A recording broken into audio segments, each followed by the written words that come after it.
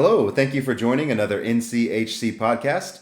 We have a very special podcast tonight. We typically have been doing a lot of homeschool athletes and interviewing them kind of one on one.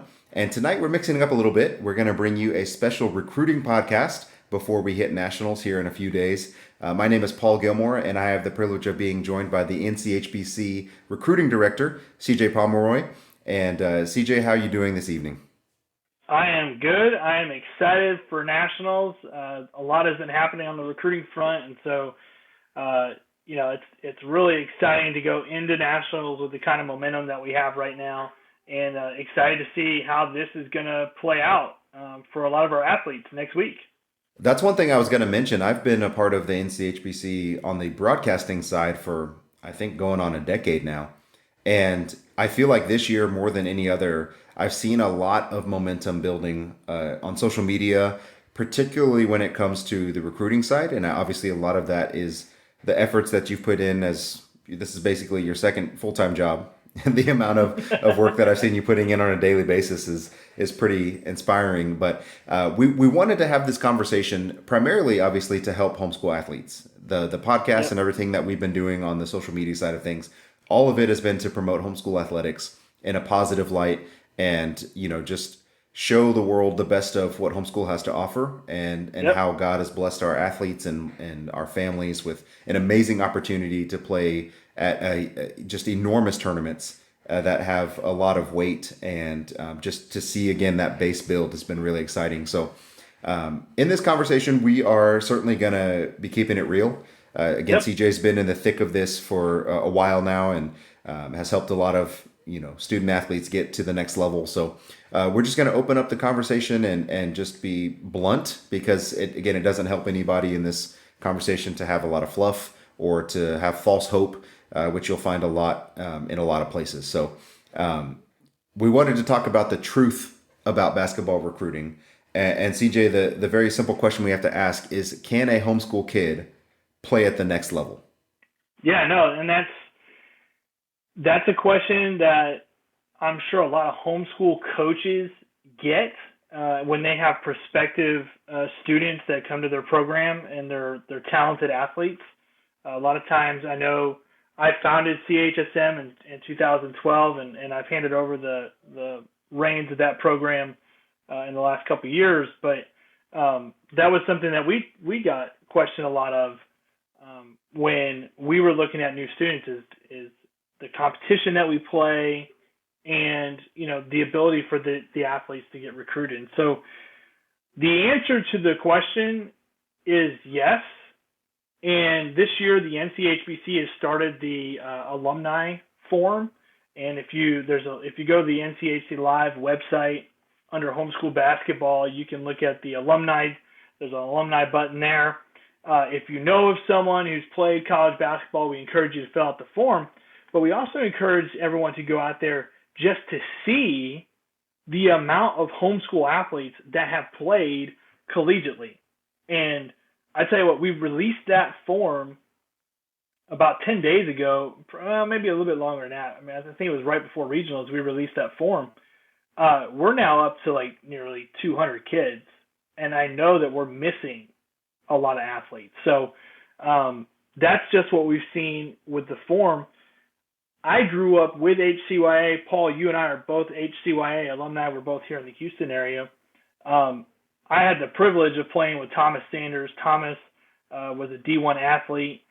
He was, I think the thing I remember most about Thomas was he played for Gardner-Webb for a couple years. They went to Kentucky, the University of Kentucky, Rupp Arena, and they beat Kentucky at Rupp.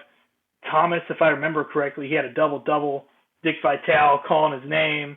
I think they may have even talked to him after the game.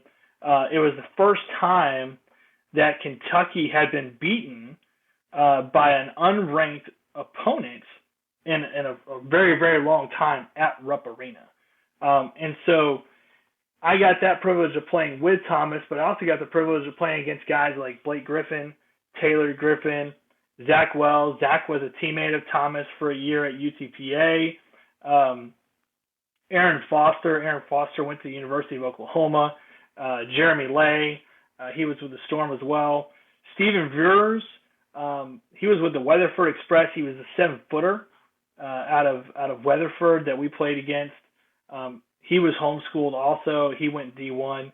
So, that's just a really small chunk, right? Obviously, we can't forget the most important, I say most important, but maybe the better terminology is the biggest stars, right? We say Blake Griffin and Taylor Griffin. Obviously, yeah, those guys are pretty awesome, but they also left Oklahoma City Storm after a couple of years, went to play private school. But take a look at Mariah Jefferson. Mariah Jefferson was with the Thesa Riders, right? She won 4 national championships in a row, or may have been 5 national championships in a row with Thesa. Got recruited to UConn to go play for Gino Auriemma, where she won 4 national championships in a row at UConn.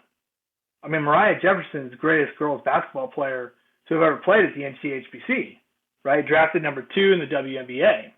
You got Justin Jackson, right? Justin Jackson played with our former program, HCYA. Justin was a terrific, phenomenal player. The games that Justin Jackson and Alonzo Trier would have at nationals those games were insane. And I mean, one game, holy cow, it's back and forth between those two guys. It was crazy. The atmosphere was electric. One of the best atmospheres I've ever been a part of. Justin went to UNC, played a few years there at UNC, won a national championship, was drafted in the lottery of the NBA. Right now, he's on a contract with Minnesota Timberwolves. He was with the Milwaukee Bucks when they won their championship. So he also got himself a nice little NBA championship ring. That's the best of the best in homeschool sports. But there's this really wide array of talent, right? We're talking about the very best. But at the end of the day, when you go and look at this alumni forum, what you see a ton of players, D2, D3. And honestly, it's awesome. It's awesome because if you actually go and talk to most of those players, what you'll find is that they enjoyed their experience, right? I've had so many of my kids go to a D3 NCCAA school. CHSM has put, 15, 16, 17 kids, some really high number into different colleges. And most of the athletes that I talk to have enjoyed thoroughly their experience. And so the answer to the question is yes, but the myth, one of the biggest myths out there, is that you can be found, right? There's this idea that if you just show up to the national tournament or you just go to a homeschool team to play against 4A, 5A, 6A public private schools, that colleges are going to find who you are. That is not how it works. I think that's something that a lot of homeschool athletes don't recognize, is that when it comes to being recruited, the thing to understand is D1 coaches, whether at the NCAA level or NAIA level, and to a degree, maybe even the D2 level now, they are not going out to random tournaments to look for players, right? If they go to a tournament, they're after someone. I remember a couple years ago, we're at CHSM playing the Jack Frost Invitational, huge 6A public school tournament in Georgetown, Texas, and Shaka Smart is in the building. He was the head coach at UT at the time. Shaka Smart was not there to look at our players. We had some pretty good players on our team. He was not there to see if CHSM had any players. He was there to look at one player and one player only, Jared Vanderbilt, right? Kid out of Vandegrift High School. That's who he was there for. He was not looking for anybody else. I remember we played the Village High School here in Houston, a big 5A, I think they're 5A private school. Years ago, I think it was 12 years ago now, we played them. They had a really, really good team, and an Ivy League coach, D1 Ivy League coach, was there in the building. And he and I were walking out of the gym, and our team, we got beat pretty handily. It was our first year as a program. We got beat pretty handily by the Village team. And I asked the coach, I said who he was there to watch. He was obviously there to watch someone from the Village. But I asked him this question about looking at players, like, what does it take for you to notice somebody else that's there watching a game? And he said, well, honestly, you're going to have to like be superb. You're going to have to be excellent. And he did mention one of our players because we had a player that dropped 30 that game. He was 6'3". He wasn't D1, but he did say, that's the kind of games you have to have if you want to get our attention. If we're not there to watch you, right? And so one of the myths that homeschool athletes need to understand is you're not going to be found. That's not how it works. And we'll talk about that a little bit more. And I'm looking at my notes over here. But the other thing to understand is there's not that much to go around. So there's this myth that it's D1 or bust, right? That's what's a myth that a lot of kids have. The full scholarship, whether it's athletic or academic.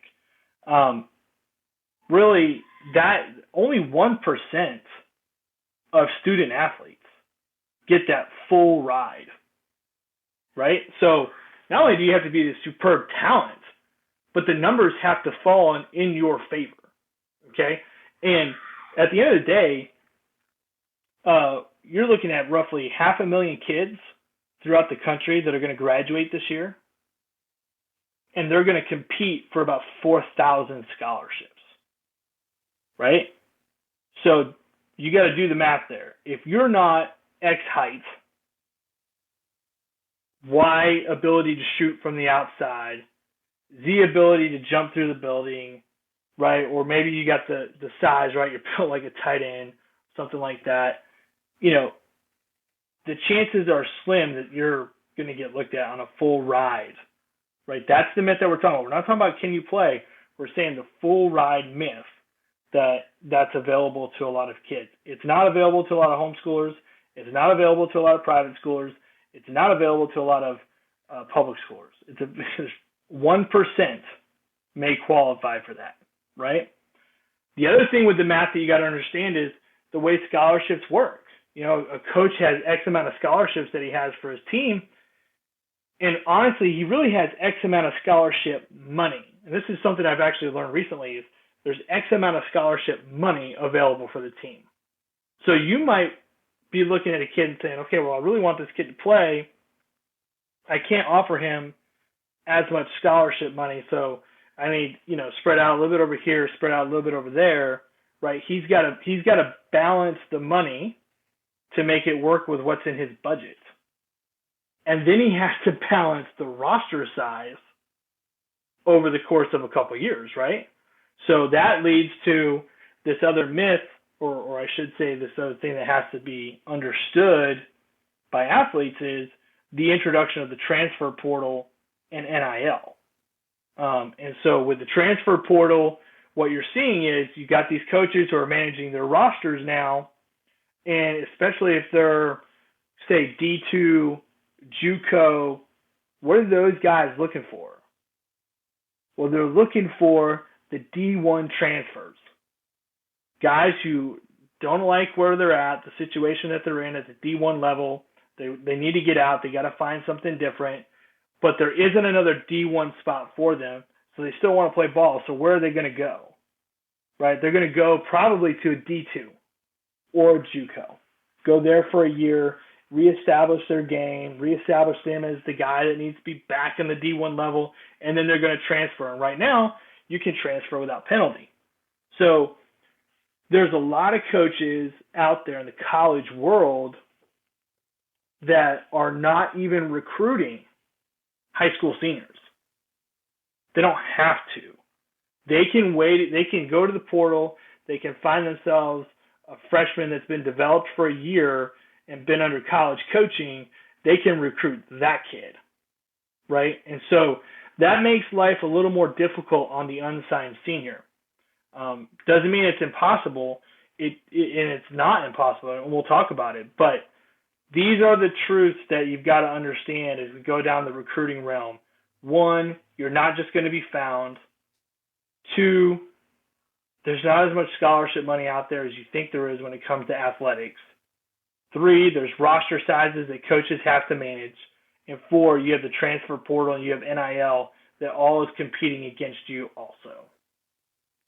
I think that's a good point. When you were talking about the scholarships for Division One, the first thing I thought of was when I was in high school, kind of going through that process, not being recruited because that certainly wasn't happening, but just thinking about what does it mean to play at the next level. The first thing I thought of was, well, Division One, right? That's just what every Mm-hmm. kid automatically thinks. Whether that's the high profile blue chip schools like Kentucky, Duke, North Carolina, Gonzaga, those kind of schools. But even outside of that, you look at the Texas schools, like, oh, well, there's A&M, there's Baylor, there's U of H, there's Yep. Rice, there's, I say those because we're in the Houston area and in Texas. But taking that thought process, you quickly realize, well, if you're thinking D1 or bust, it's pretty much just going to be bust. And so Yeah. I'm glad that Yep. you mentioned that there's a lot of other opportunities. And that's one thing we're seeing on Twitter. You mentioned all the homeschool athletes that have played at the next level, and obviously mentioned the cream of the crop, the Mariah Jeffersons, Yep. the Justin Jacksons. But that's the 1% of the 1%. I mean, not only Right. did they play at the top level, they played at the professional level, at the highest level. Justin Yep. Jackson, lottery pick, Mariah Jefferson in the WNBA. So that's a whole nother conversation. But you mentioned that sheer number of alumni form and people that are playing at the next level. And you mentioned D2, D3, NAIA, all the different levels. It still is at the next level, and it still offers people an opportunity to receive scholarships and to play ball. And so as we continue this conversation, I know you'll talk more about that. So we mentioned all the potential hurdles and challenges that homeschool athletes will face. So Yep. then I guess my follow-up question is, at this point, then how does a homeschool athlete get recruited? Yeah, no, and that's really where this boils down to is okay, so you told me about all this, really, if you watch the first 15 minutes of this, you're like, oh my goodness, I can't play next level. Yeah, thanks, CJ. Yeah. But that's not true. I mentioned the amount of kids from CHSM that played next level. And every single one of those athletes, every single one of the athletes that we had did not sign until after nationals. Every single one of them. So what is it that you got to do? And I'm kind of looking through my notes here just to make sure I stay on topic here. But just as hard, if I can encourage athletes and parents and coaches, to think about this. We tell the athletes, work hard in your game. Go do this. You gotta shoot this many shots. You gotta work out on your ball handling this much. You gotta be this kind of defender. You gotta be X, Y, Z. You gotta do A, B, C. Well, the same has to be done when it comes to your recruiting, right? So not only are you going to have to do some work on your game just to be college level, you need to do work on your academics, right? Scholarship money is available to athletes for academics. Maybe not full ride scholarship money, but there's scholarship money that's out there. I asked the coach for some tips, and I really appreciate Coach Curtis and her help because her daughter Michaela, she got a full academic scholarship to Wheaton University, and she had some insight on recruiting. And one of the things that she mentioned is the kind of merit or the kind of scholarships available being needs based or being merit based versus financial based, right? So merit based is your academic achievements, whereas financial based is dependent upon your family income, right? So the scholarship money is there, but regardless of whether it's there from a merit base or from a financial base need, the reality is you still have to qualify with your academics. You cannot be a poor student and expect to play next level athletics. You just can't. So if you're watching this and you're a C student, but you want to play college athletics, I hope your game is like really, really good. Maybe, right? But if not, I would really encourage you, get in the books. You need to work on your academics. The second thing is volunteer. You might be asking, like, volunteer? What do you mean volunteer? Well, every school, when you go play for a school, you become a representative for that school, right? And that school wants really good representatives. And what better way to sell yourself as a potential representative to a school than to be able to say, hey, you know, I went out and I've got this many volunteer hours, whether it's volunteering at my church, whether it's volunteering at the, you know, local shelter, you know, you call it food distribution, wherever you want, right? The ability to show that you're willing to sacrifice your time in service to others is something that is looked favorably on by universities. So volunteering, and then also the work that the kids need to do, you need to go to camps. We talk a lot about AAU, and remember, I think really kind of AAU almost kind of falls in that whole, you know, can't be found kind of thing. You know, there's a lot of big tournaments, a lot of big names are out there, Nike, Under Armour, Adidas, you know, the kind of tournaments that those teams play. But you got to recognize the top players are the ones being looked at, right? Again, the schools are not going to those tournaments looking for the kid that averages 10 points a game in AAU. They're not looking for the kid that averages 6 rebounds a game. That's not what they're looking for. And they're not going to get you're not going to draw any attention that way.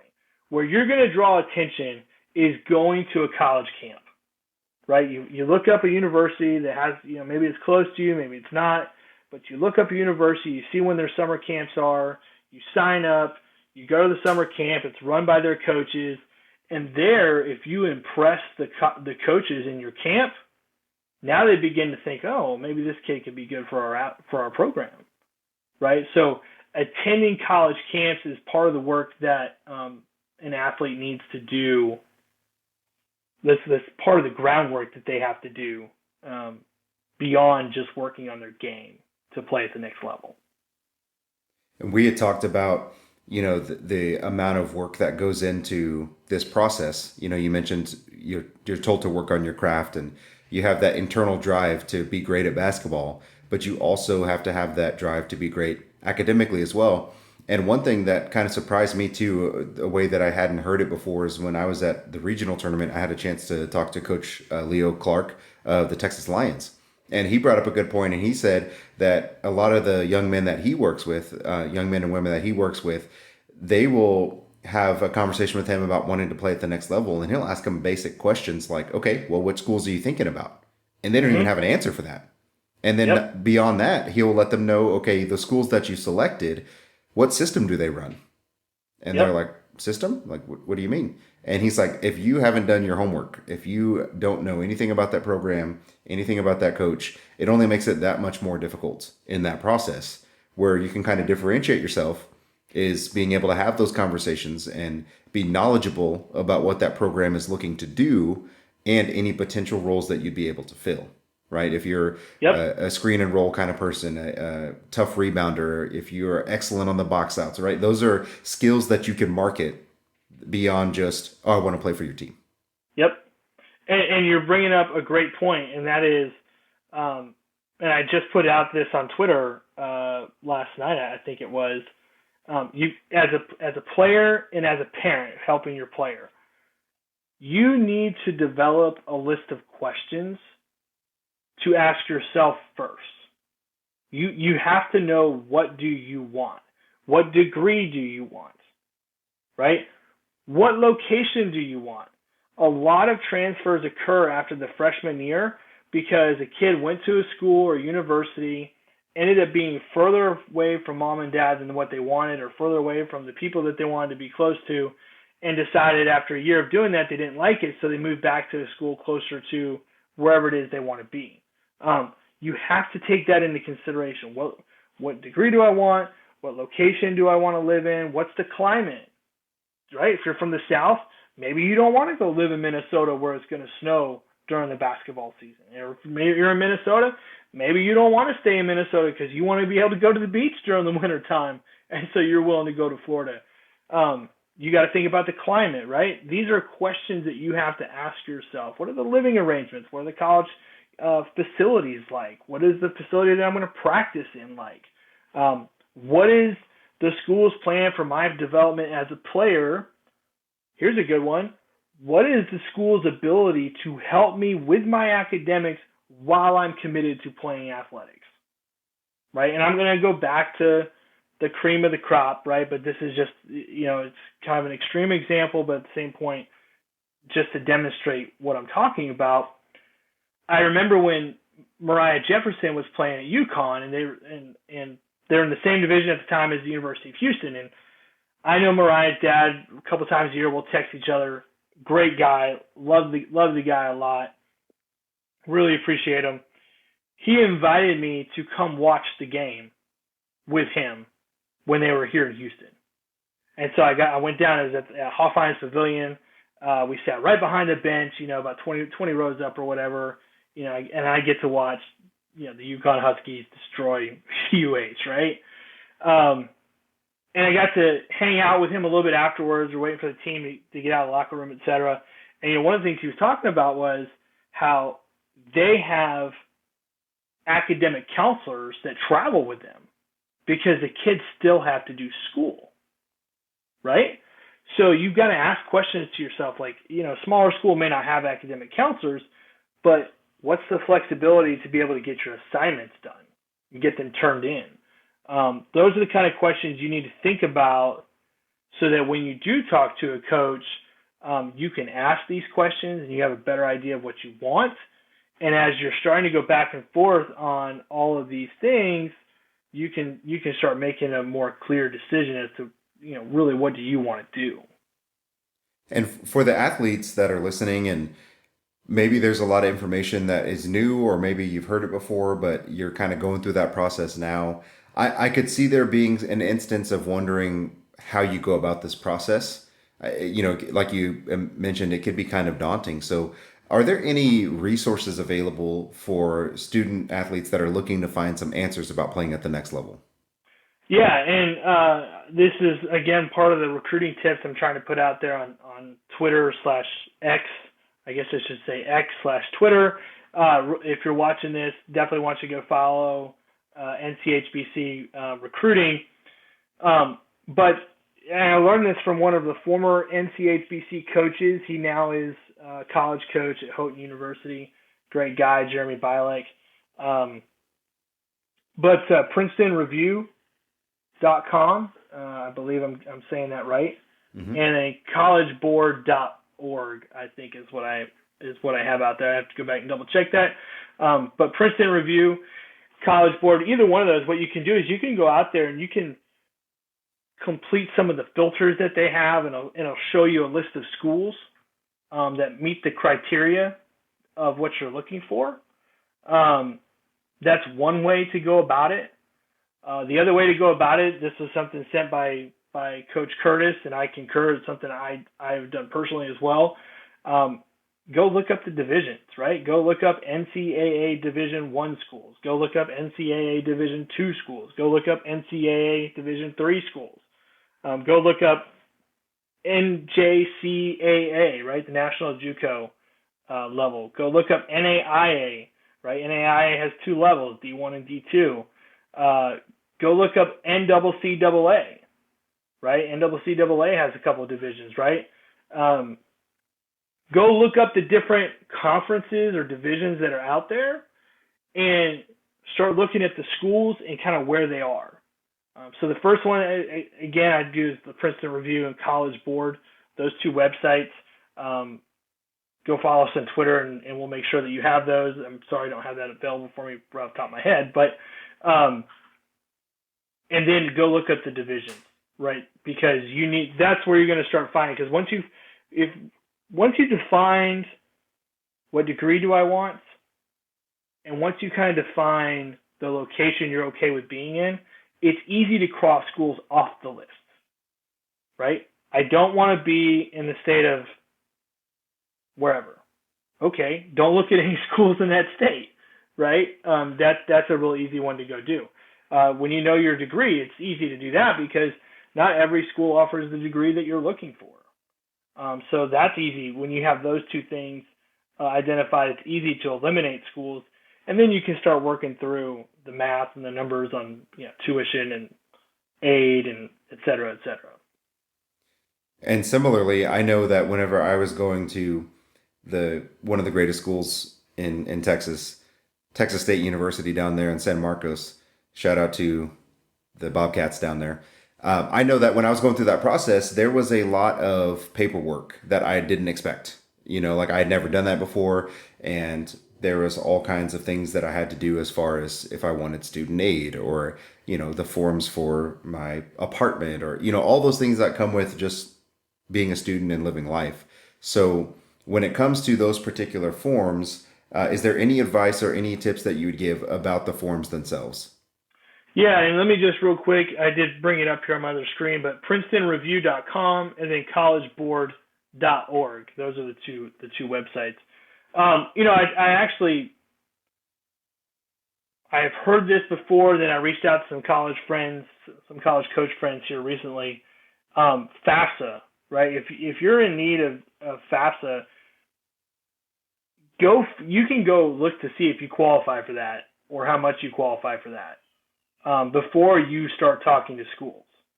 And honestly, that's a really big help when you do that, because then the school can start talking to you about what they can help you with. Then it's a more it's a conversation that includes a lot more.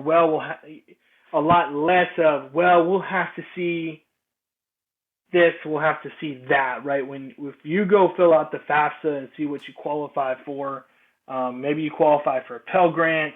If you can go see those things and figure that out before you start talking to coaches or colleges, that's a big, big help when you have those conversations, because now you can start having more informed conversations with the college coaches. So definitely want to do that. There's also the Eligibility Center. If you're going to play NCAA, you want to make sure that you go look at the Eligibility Center. You want to make sure you're taking care of all your core classes. There is a time frame where you have to have all these core classes completed. One awesome thing about homeschooling is how we do our eligibility. And a lot of colleges like how we allow our players to play. If you're 18 as of August 1st now, you're still eligible to play. Well, college coaches like that because that's another year of development that your body has gone through. So that's one less year of physical development they have to do with you when you get on campus, right? That's also one more year of maturity. That's one less year of immature freshman activity that they have to worry about. So they like that aspect. However, what we tend to see is, especially if you have someone who's starting to homeschool, say as a freshman in high school, they're coming in after they completed 1 year of public school or private school, right? They may still be age eligible to play at the NCHBC, but their clock started when they started playing high school, right? So you've got to make sure that you check out the NCAA Eligibility Center to ensure that all of your core classes are being met, that you've got all of your resources in a place. I believe, Paul, if I remember correctly, I believe Sharon Jackson had told me that when Justin was being recruited, and of course he's being recruited by all of the majors, right? All of the high majors. If I remember correctly, she had a place dedicated for all of his academics. Anytime someone asked, it was there. It was organized, right? There was not going to be a question about Justin's academic eligibility. And so, you want to go check that out, the Eligibility Center. The other thing to do is go out there and fill out the university's recruitment forms. This kind of ties back into what we said a little bit earlier about, can you play next level? The answer is yes. Can you be found? That's a different story. You want to make yourself easier to find. If there's a school that you're interested in playing at, go to that school's website, find their page that talks about how to be recruited or their recruitment form or their interest form, their athletic interest form, and fill it out. fill it out, right? Because that puts you on the radar for that school. So those are the tips that I would give to the athletes who are wanting to go next level. One thing I've thoroughly enjoyed about the conversation so far is that there's not a sense of false hope, right? A lot of times you'll come across parents or athletes that have these ideas of their son or daughter playing at the next level, or if you're the athlete yourself playing at the next level. And you just talked about how not only is it difficult no matter where you are, but there's sometimes extra little steps and hurdles when you are homeschooled, right? Mm-hmm. Even the academics of it. There's no always easy student record that's easily accessible, through the public school system. It's, like you mentioned, parents oftentimes keeping track of student athlete records and different things like that. So despite all of the hurdles and despite all of the steps that are in that process, if an athlete comes across doing all the right things, they do all the right steps, they Yep. dot all the I's, cross all the T's, is there still any kind of promise of recruitment or involvement of playing ball at the next level? No, absolutely not, right? Because there's a lot of things beyond those pieces that go into it. I will say that the opportunities are there, though, right? You're not guaranteed that you're going to. It's not a guarantee that you will play next level. But I can tell you that I feel pretty confident that there is a school out there that will be willing to talk to you. What you're looking for as an athlete is simply an opportunity to have a conversation, right? Being recruited is no different than going on a job interview. And that is exactly what you're doing in this recruiting process. You are on an interview. And how you interview will dictate whether or not a school decides to offer you a job. And make no bones about it, right? Playing college athletics is a job, whether the small schools are offering NIL or not. Those coaches, for the most part, they're coaching for their career, right? They got to win most places. Some places maybe not so much because maybe the focus is a little bit different for that school. But you've got to understand they're going to interview, and they're looking for players to pass that interview process, where they know that player is going to contribute to their wins, right?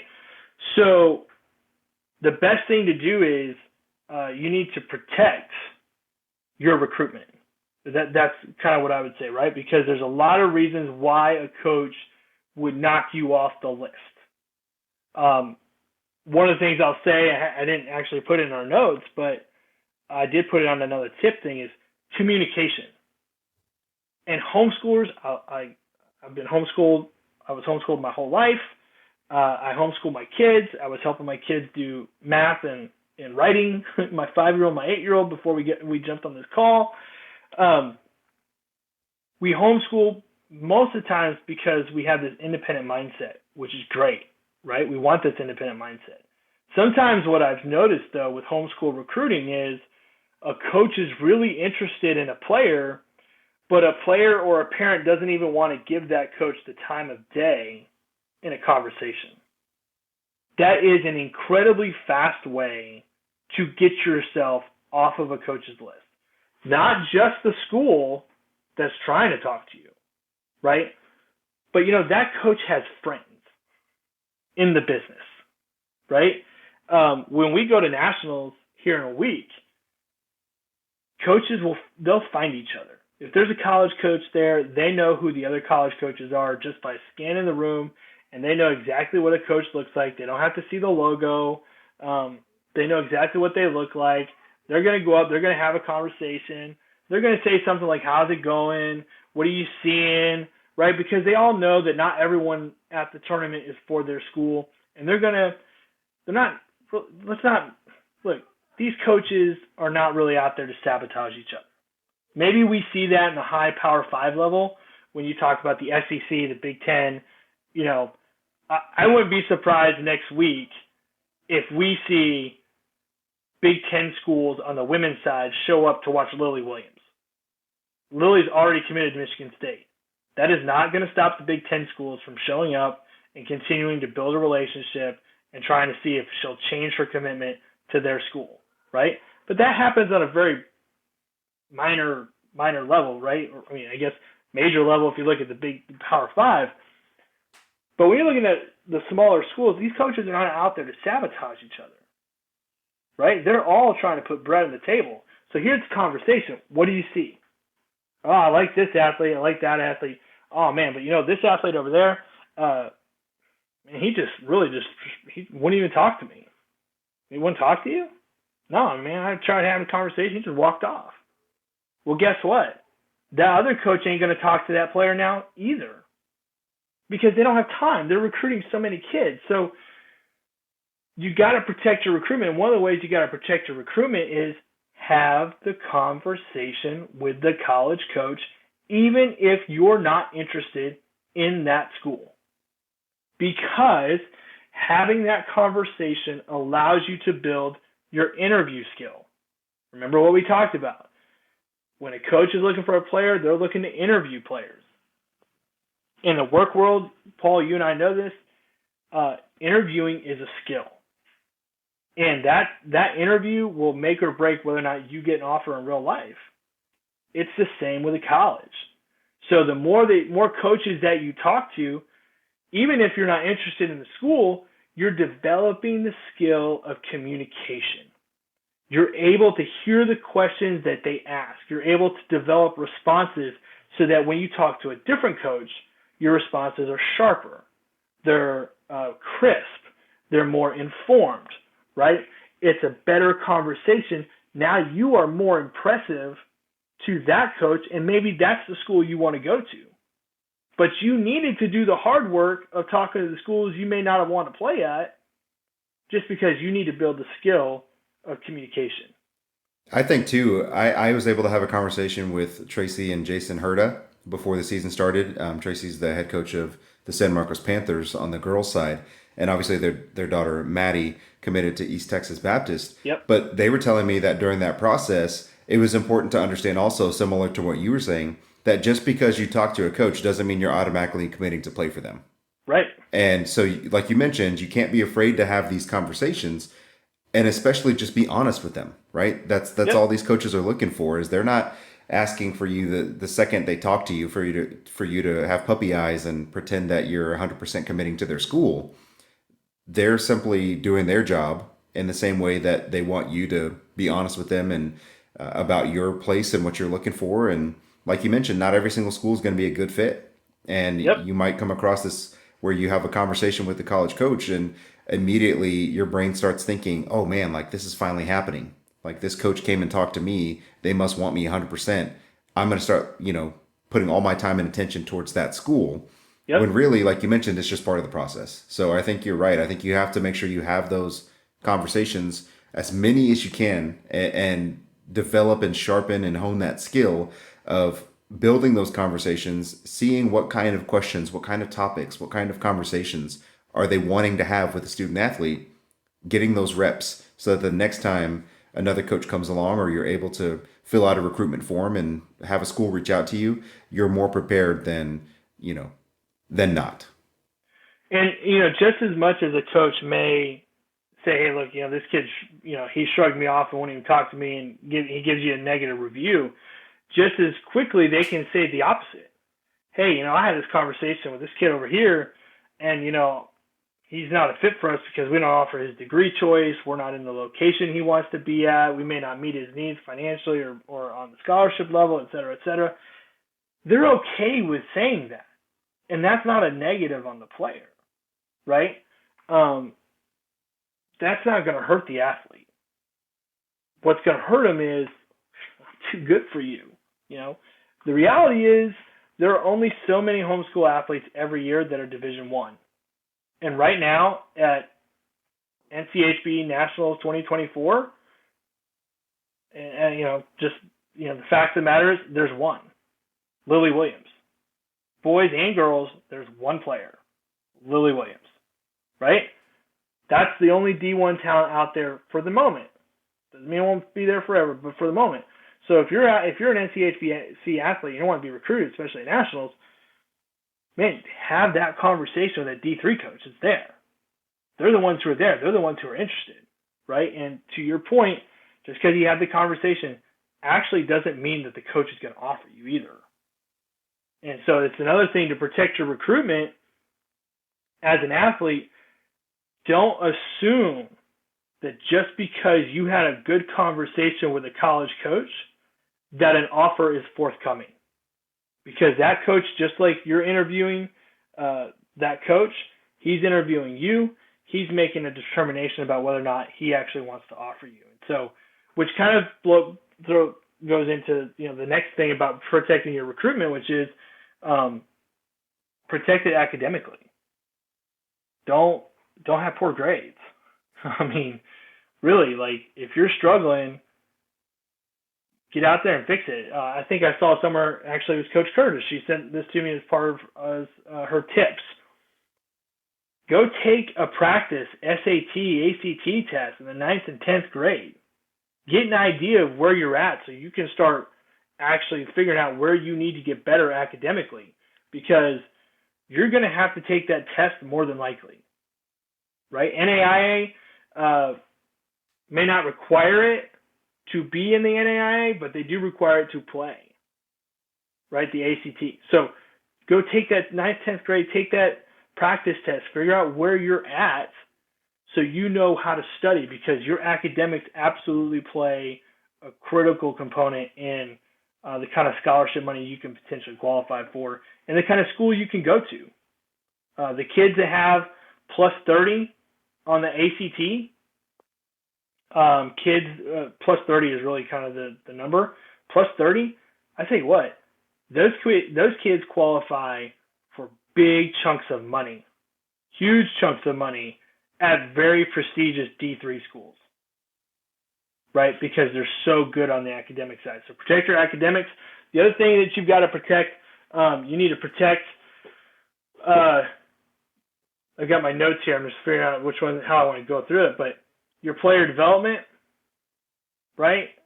You need to keep developing as a player. You've got to keep getting better.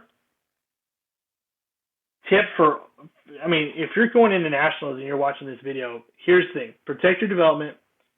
Make sure you're coachable. Make sure you're a team player. Make sure you're fully engaged and have a really high motor, right? Because what a coach will do is he will come in and he will look to see how have you developed, right? What is your current skill set like? Has it improved? You've been a point guard for 4 years, but your assists are 2 assists a game. Why is that? Is that because you don't see the floor very well? Or is it your teammate? You don't have a team that, some really good point guards don't have strong teams around them. But they're looking for this. They're looking, right? So you got to protect your development. You got to be coachable. You're coming into nationals next week. Let me tell you something. The last thing you want to do if you're trying to get recruited is your coach makes a decision and you question that decision, whether it's on the floor or on the bench, right? That is a very fast way to get yourself off of a college coach's recruiting list. They do not want to see you argue with a coach. They don't want to see you argue with a teammate. They don't want to see you argue with an assistant coach. They are looking at your body language on the bench. They want to know, are you fully engaged? Are you there for other people, or are you there for yourself? Even something as simple as, are you demonstrable when you're getting taken off the floor? Yep. I've seen countless times over the years where a player's coming off the floor and they make it very clear that they don't think they should be coming off the floor, which is your body language telling the coach you're making an incorrect decision. And college coaches will easily pick up on that, and they notice those kind of things instantly because they deal with it on their own teams. And a college coach understands that they may have to develop skill. They don't mind if that is something that they have to do, go out and develop skill. But what they do not want to develop is your character. They do not want to develop your attitude. They don't want to develop your willingness to be a team player. They don't want to have to develop that. They got enough issues with just trying to win games. So coming into next week, be coachable. Show that you're coachable. right? Be engaging on the bench. When you're sitting on the bench, cheer for your teammates. Don't sit there laid back in your chair, hands over your head, game is losing, your head is down. Those are things that they look at. They're looking for championship caliber character. Doesn't matter what the school is, doesn't matter what division they are. That's what they're looking for. And every time that you sulk, every time that you whine, every time that you cry to the official, that's a strike against you. So if you want to protect your recruitment, don't do that, right? The other way to protect your recruitment is you need to have a high motor, right? And Paul, I'm going to talk a little bit about something that, I guess a little bit of event. I get to watch all these videos, of our players. They submit their recruiting videos. Coaches are looking for players with a motor. They're looking for players that don't stop. They are sprinting in transition, offense and defense. They're not walking it up offensively. They're not jogging back defensively. Their head's not turned to the ball. They're always looking. Their head is on a swivel. They see the ball all the time. They're looking for players that will go diving on the floor for a ball. They're looking for a player that wants to lock down the offensive man that they're guarding man to man, right? They're looking for guys who play with a passion defensively, who make the hustle plays with a passion and an energy. They're looking for guys that are energetic off the bench, right? If you're a starter and you're on the bench, they're still looking for you to provide a motor on the bench with how you cheer on your teammates, how engaged you are with the guys on the floor. Too many times, potential recruits, prospective recruits, they think a college coach is just looking for the offense. And I kid you not, I get highlight videos with guys that do nothing but shoot, catch, and shoot threes. Like, look, you want to protect your recruitment? Don't put a video together with catch and shoot threes. Because a college coach's assumption is that if you're a guard, you can catch and shoot the three. They don't need to see it on tape. What they need to see is, do you have a high motor? That's what they want to see. So that's one of the ways that you protect your recruitment. I'm looking at my note here. Since I talked video, let me just talk do's and don'ts real quick on that video. Right? I talked catch and shoot threes. You don't need to show catch and shoot threes if you're a guard. It's assumed. You want to put 2 or 3 3-pointers on there, go for it. But a whole video on catch and shoot threes, stop. Stop. That is not going to get you a college coach's attention. As a matter of fact, you get about 30 seconds to get that college coach's attention. I texted a D1 coach the other day, and I'm not going to say who it was, but it's someone that I know. The team is doing really, really well right now. I said, hey, XYZ on the video. It was a video question. He said, CJ, he said, I get hundreds of videos a day. Hundreds of videos a day that prospective recruits are sending to him. I can tell you this. If he opens that video and all he sees in the first 10 seconds or 15 seconds are catch and shoot threes and open layups, that video is done. Doesn't matter that it's a 4-minute video. It's done. It's on to the next. He's going to the next person.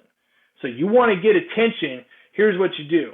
You put your hustle plays on the tape and you put those first, right? You need to see defense. You need to see sprinting in transition, offense and defensively. You need to see guys going for the ball, the loose balls, right? They're diving on the floor. They're sprinting forward on the sideline trying to save a ball, right? They're rebounding hard. They're not just going up and getting easy rebounds with nobody against them. They're rebounding against guys that are bigger, taller, faster than they are. You're able to lock down a guy defensively. Offensively, you're able to score with your offhand. Look, if you're dominant, they expect you to make the layup with your dominant hand. The question is, can you make the layup with your offhand? Can you make the layup in traffic against taller competition, right? They're looking for guys who can create off the dribble and find a teammate open in the corner for a big three, right? Then maybe it's a no-look pass kind of thing. Those are the kinds of things that you want on your video. If you're going to show a three, maybe you're showing a three from range, right? Not right on the 3-point line. You got to remember, college shooting is another foot or so beyond the high school line. So I don't exactly remember the exact measurements, but it's beyond that high school line. You got to step back, right? So if you're going to shoot a three, you're shooting a three that you created maybe, and it's from range, not just catch and shoot. That's expected. Not just open layups. That's expected. Show your hustle plays, show your defense, show your rebounding against bigger, better competition, your ability to defend bigger, better competition. That's what you do in your videos. Social media, you've got to protect your social media. Coaches are looking at your social media. If they're going to your social media and you're posting explicit images, explicit music, right? If the music on your highlight video is explicit, you're not going to get recruited. It's not going to happen, right?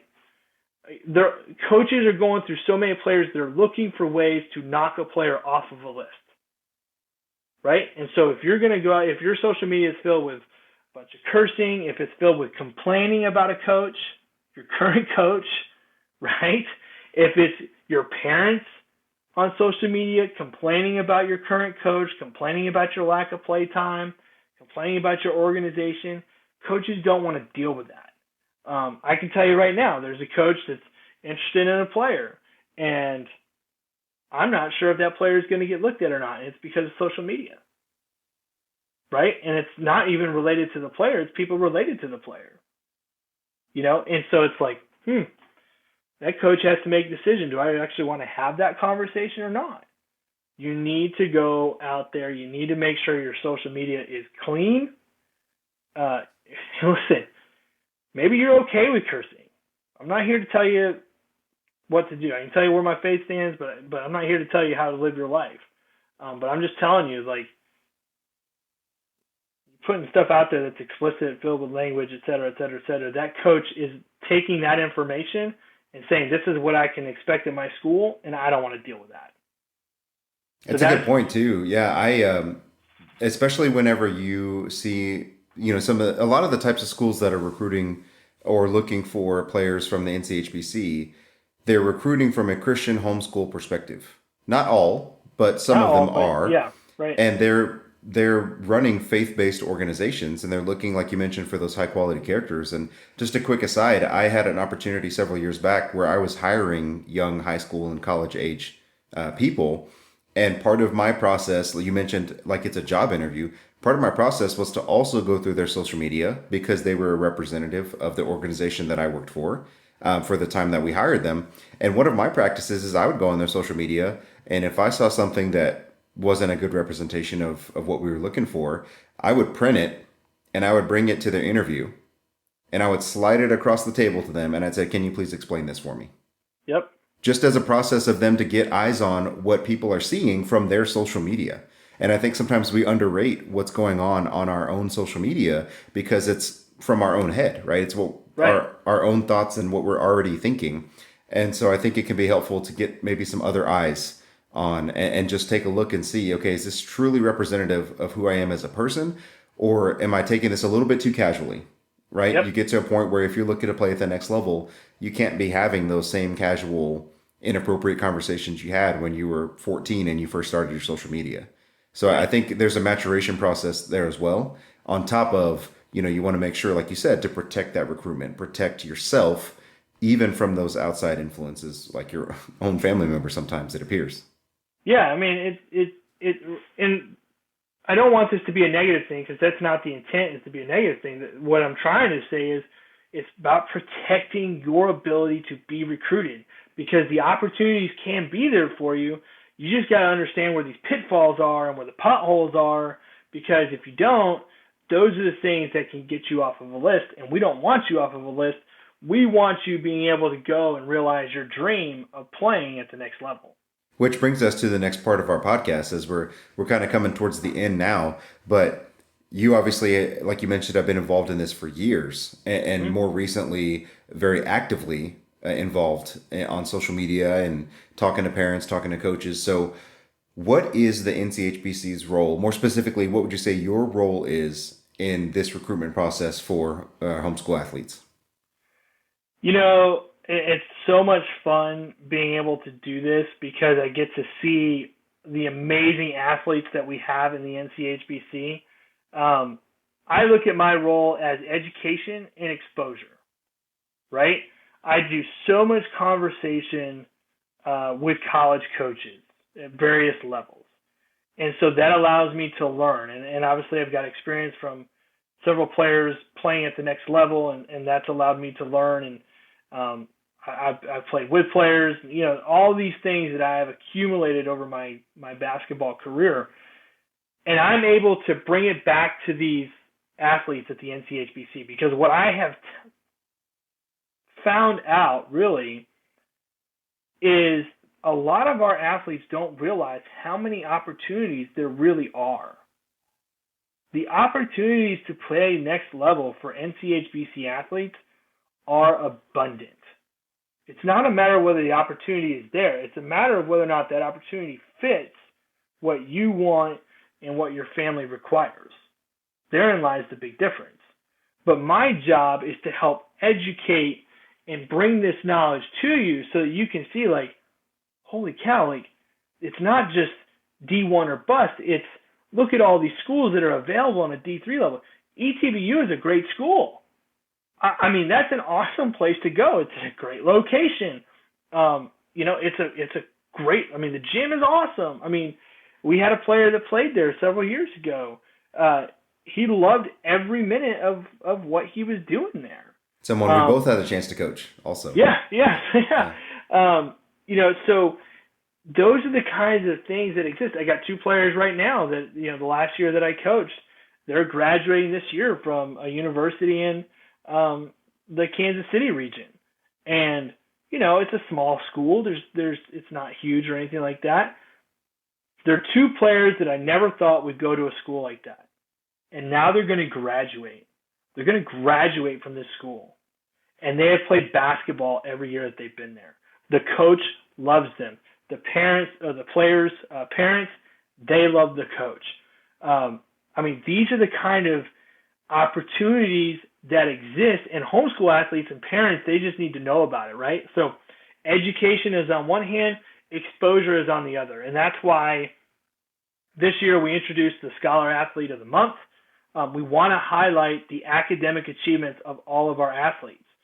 We want colleges to know how smart our kids are, right? Just this, we're getting ready to, after this call, if not tonight, we'll do it tomorrow. We're going to announce it's on the website, but we just haven't announced it in social media, but the February Scholar Athlete of the Month, going to Purdue University.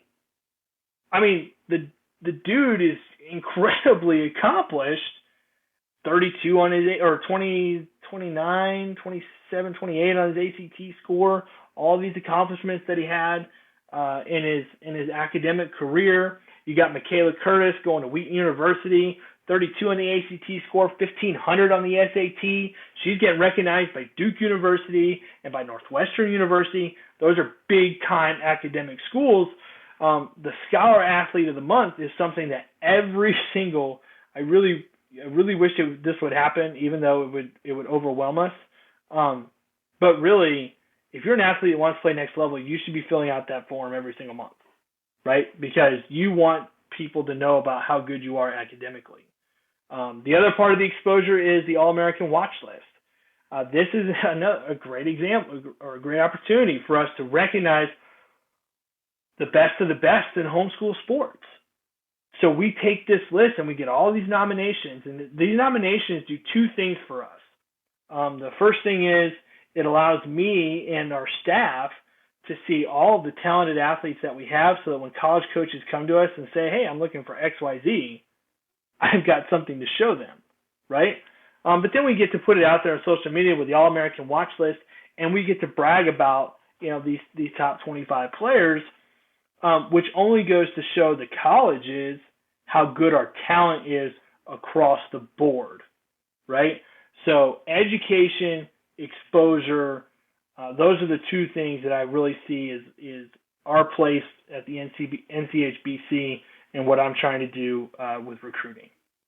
So we're a little bit over an hour on the podcast. So if you're still with us and still following, then bless you for that. But kind of wrapping up and concluding our thoughts on this recruiting pod. If you're a student athlete and you're there kind of trying to figure out what to do in all of this, what would you recommend? What would be the next steps for someone that's trying to get into or further into the process?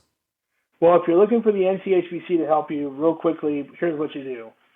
If you're on Facebook, you go follow the NCHBC on Facebook. If you're on Instagram, you go follow the NCHBC on Instagram. If you're on X, you go follow NCHBC, you go follow NCHBC Recruiting, you go follow NCHBC L, which is the podcast Twitter, right? You follow all three of those accounts. Now, that's step one, right? If you don't have an account, you need to create an account because, again, this is about exposure. This helps us with exposure. Then what you do is when we post things, we want multiples of 2, meaning we want likes, reposts, shares, or comments. Multiples of 2. If you're going to like it, also share it or comment on it. If you're going to comment, repost it, whatever. But multiples of 2 to help the algorithms be able to spread this information out to more and more people. I've got a lot of college coach requests this year just from X. And so that's step 1, get social media. Step 2 is this. If you haven't filled out the college recruiting form and you want to play next level, regardless of your class, I really want to encourage you to go fill that out. But especially you unsigned seniors and girls, I get questions for girls all the time. College coaches are always looking for girl athletes. Go fill out the recruiting form. It's on the website. Go fill out the All-American Watch List form. Fill it out in its entirety. Fill out the Scholar Athlete of the Month form. Fill that out in its entirety. These are all the tools that we use to help maximize the exposure of the NCHBC student. Well, CJ, any other closing thoughts before we wrap up? Hey, Nationals is coming up. It's not too late. I'm telling you, there are opportunities that exist for our athletes. All you've got to do is be willing to put in the work and the effort. So we're here to help you. Appreciate everyone taking the time to watch this. It was a little bit long, but at the same point, a lot of information here. Reach out to us if you have questions, and we're happy to help our student athletes. So we're a T-minus a couple of days from Nationals. Like you mentioned, you can find them at the gym. You'll find them on the broadcast. If you are someone that's interested in playing in the next level, then CJ is certainly someone that you want to make sure and reach out to. Send them your huddle tapes. CJ, thank you so much for joining us tonight. And thank you for... Don't send huddle. Thank you for your time. And CJ, we'll talk to you very soon and see you at Nationals. Thanks. We'll see you at Nationals.